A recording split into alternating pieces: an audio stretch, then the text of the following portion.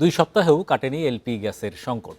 দোকানে দোকানে ঘুরেও সিলিন্ডার পাচ্ছেন না ক্রেতারা। যা মিলছে তাও কিনতে হচ্ছে বাড়তি দামে। গ্যাস সংকটে রান্নায় ভোগান্তি হচ্ছে বাসাবাড়িতে আর খাবার হোটেলে। ব্যবসায়ীরা বলছেন কোম্পানিগুলো চাহিদা অনুযায়ী সিলিন্ডার সরবরাহ করছে না। এ ব্যাপারে সরকারি তদন্তও চাইছেন তারা। রাস্তার পাশের এই খাবারের দোকানে রান্না হচ্ছে মাটির চুলায়। পাশেই দেখা যায় বড় আকারের 2টি সিলিন্ডার। জানা গেল এলপি গ্যাস মিলছে না, তাই বাধ্য হয়েই বানাতে হয়েছে এই মাটির চুলা। অনেক গ্যাসের দাম বাড়তি, যেটা 1400 টাকা, এটা হচ্ছে 2500 টাকা। অনেক গ্যাস আমরা কিনতে পারি না, দেখে মাটির চুলাতে রান্ধি।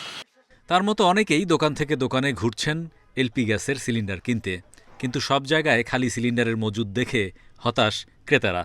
তারা জানান 2-3 দিন আগেও 1800 থেকে 2000 টাকায় 12 কেজির সিলিন্ডার কিনেছেন, আজ তাও মিলছে না। আমার এটা খাবারের গাড়ি, আমি খাবার অফিসে পৌঁছে দিই। তো আমরা যে খাবার তৈরি করবো, আমাদের গ্যাস নাই, পাক করতে পারতেছি না। লাইনেও গ্যাস নাই, বোতলের গ্যাসও পাচ্ছি না। বাড়তি কমিশন দাবি করে গত সপ্তাহে একদিন এলপি গ্যাস বিক্রি বন্ধও রেখেছিল ব্যবসায়ী সমিতি। পরে বিইআরসির আশ্বাসে আবার বিক্রি শুরু করে তারা। তার কয়েকদিন পরেও বাজারে গ্যাস সংকট কাটেনি। ব্যবসায়ীরা বলছেন কোম্পানি থেকেই মিলছে না চাহিদা মতো সরবরাহ। আর এলপিজি অপারেটররা জানান জাহাজ সংকটে গত মাসের আমদানিতে ঘাটতি আছে। পাইপলাইনে থাকা গ্যাস দেশে এলেই বাজার স্বাভাবিক হবে। আমাদের তো ঠিকমতো মাল দিচ্ছে না, কারণ আমার 3 দিন যাবত মাল নাই।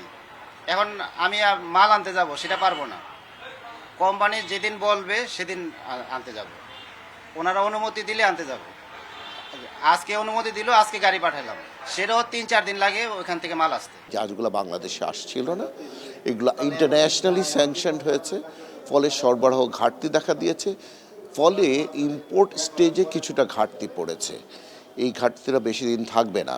আমরা আশা করছি আগামী খুব অচিরেই 2-1 সপ্তাহের ভিতরেই এই ঘাটতি কমে যাবে। রাজধানীর অনেক অটোমোবাইল ফিলিং স্টেশনে একেবারেই মিলছে না এলপি গ্যাস। যেখানে পাওয়া যাচ্ছে সেখানেই তৈরি হচ্ছে গাড়ির দীর্ঘ line. Hari Saha, independent news, Dhaka.